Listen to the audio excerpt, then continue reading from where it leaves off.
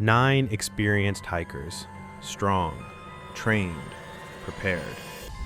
But on a freezing night in February 1959, something went terribly, inexplicably wrong. Their tent was found shredded, cut open from the inside. Their bodies were scattered across the frozen waste. And the cause of death?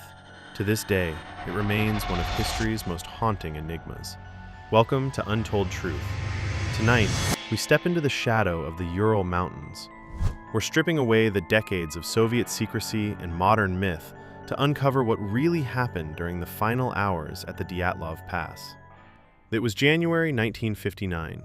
A group of 10 students and graduates from the Ural Polytechnic Institute set out on a grueling cross-country ski trek.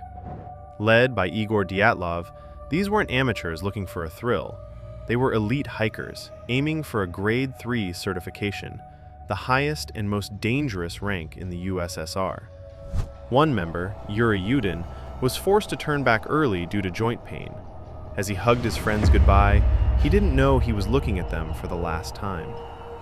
The remaining 9 pushed deeper into the wilderness toward Mount Otorten. In the local Mansi language, that name carries a chilling translation: "Don't go there." They ignored the warning. On February 1st, they pitched their tent on the slope of Kholat Syakhl, the dead mountain. It would be their final resting place. Imagine the scene. It's minus 30 degrees Celsius. The wind is screaming. Inside the tent, the group is settled in their sleeping bags. Then, in an instant, something triggers a primal, blind terror.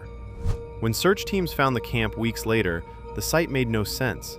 The tent was still standing, but it had been sliced open from the inside. The hikers hadn't stopped to grab their coats. They hadn't put on their boots. They fled into the Siberian night in their socks, some even barefoot. 9 sets of footprints led away from the tent toward a tree line nearly a mile away. They weren't running. The tracks showed they were walking calmly, as if they were being led, or as if they were in a trance. What the investigators found at the tree line defies logic. The first 2 hikers were found under a giant cedar tree. They were in their underwear, their hands shredded as if they had tried to climb the tree in a desperate attempt to hide. They had died of hypothermia.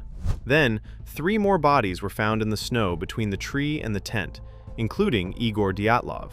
They were positioned as if they were crawling back to their camp, frozen in a final act of will. But it was the last 4, found months later in a ravine, that turned this into a horror story. These hikers didn't die of cold. They suffered massive internal injuries. One had a fractured skull. 2 others had their rib cages completely crushed. An expert said the force required was equivalent to a high-speed car crash. Yet, there were no external bruises. And the most famous detail, Lyudmila Dubinina was found missing her tongue and her eyes. The Soviet government's official conclusion? An unknown compelling force. But at Untold Truth, we look closer. Radiation. Why did the hikers' clothing test positive for high levels of radioactive contamination? The orange orbs. Multiple witnesses, including the military, reported seeing glowing orange spheres in the sky that night. Was it a secret weapon test gone wrong? Infrasound. Could the wind over the mountain have created a low-frequency sound that causes humans to experience physiological terror and hallucinations? Whether it was a slab avalanche, a secret Soviet experiment, or something far more otherworldly, the truth remains buried under the permafrost.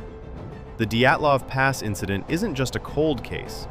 It's a reminder that there are places on this earth where the rules of logic simply don't apply. If you want to go deeper into the mysteries the world still can't explain, make sure to subscribe to Untold Truth, because some mysteries were never meant to be solved.